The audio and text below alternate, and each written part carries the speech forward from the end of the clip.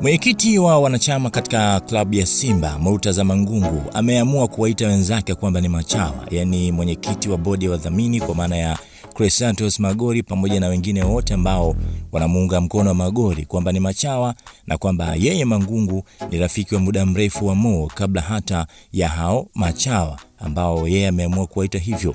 Akizungumza kupitia mahojiano ambayo yamefanyika katika redio ya Crown FM, Mangungu na mnukuu hapa amesema, "Mimi ni moja kati ya watu wanaothamini mchango wa Mohamed Dewji na namheshimu kama anavyoniheshimu. Watu nadhani mimi nimemfahamu Mohamed Simba.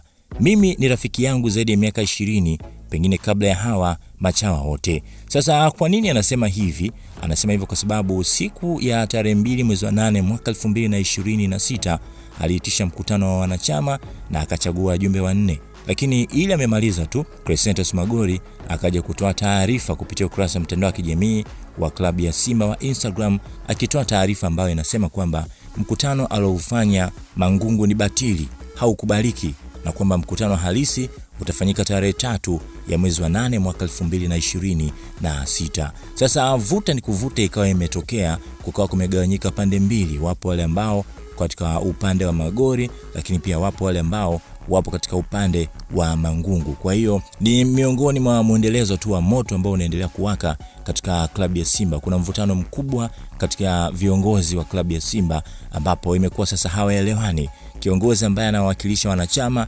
haelewani na kiongozi ambaye anasimama kwa niaba ya Mo Dewji. Sasa wengi wakaamini kwamba pengine labda Mangungu tayari pia amekosana hata na Mo, lakini Mangungu kupitia mahojiano haya ambao ameyafanya na Crown FM anasema kwamba yeye na Mo ni marafiki, hawajakoseana, na kwamba kumekuwa kuna njama ambazo zimekuwa zikifanywa dhidi yake kutaka kumwangusha, na ameenda mbele zaidi akisema kwamba hata wakati wa nyuma waliwahi kumtengenezea document kumsingizia kwamba ameiuza club ya Simba.